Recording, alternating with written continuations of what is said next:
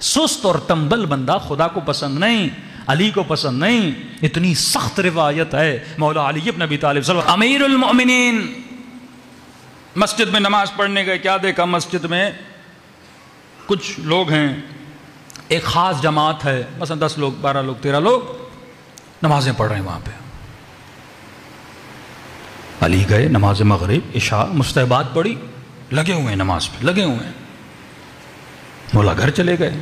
صبح آئے، نماز پڑھ رہے ہیں تہجد میں. صبح کی نماز مولا نے پڑھی، بڑے متقی ہیں. نماز ظہر میں آئے، مولا نے پھر ان کو وہیں دیکھا. مطلب مولا کے آنے سے پہلے موجود. مولا چلے جاتے پھر بھی وہیں پر. 1 دن 2 دن 3 دن. مولا نے کہا سلمان ادھر آ. کہا جی مولا. کہا یہ کون ہے؟ کہا مولا بہت بڑے عابد ہیں، بہت بڑے زاہد ہیں. کہا کب تک مسجد میں ہوتے ہیں؟ کہا مولا 24 گھنٹہ.